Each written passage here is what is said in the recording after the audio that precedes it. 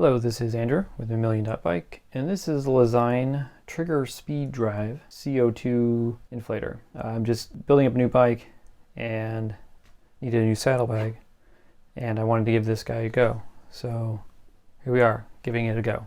So most important thing, obviously, how much does it weigh? And then next we'll get into how does it work. The inflator itself is 22.8 grams. And then this one also comes with a CO2 cartridge and a freeze jacket so you don't hurt your hands when you're using the CO2 cartridge. The wrapper is 1.4 grams, and then their Lezyne 16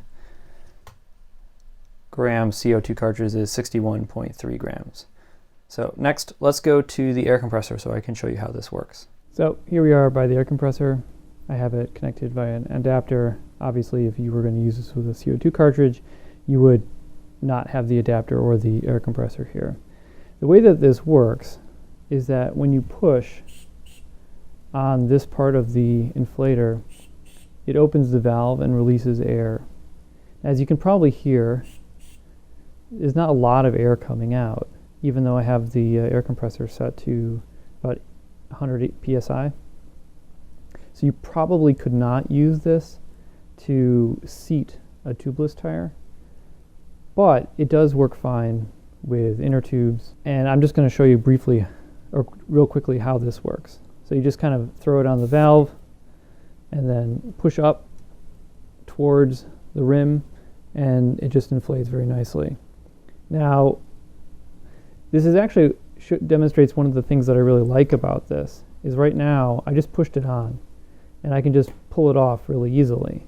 One of the issues that I've had with other kinds of inflators, the kind that screw on to the core, is that sometimes because of the pressure that builds up inside the inflator, they tend to not want to release the core, and so when you try to screw them back off, they take the core with it, which obviously can create some problems.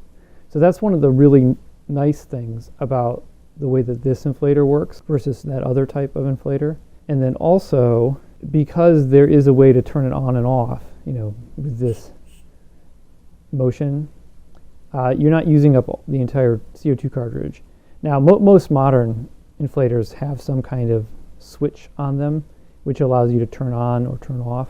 Some even allow you to control the amount of flow. This one is pretty good, although probably not my absolute favorite, because the amount of air that you can get through it isn't that much. So hopefully you found that useful. If you did, go ahead and like the video and subscribe to the channel. If you have any questions or comments, leave them below and I will get to them as soon as I can. Thanks.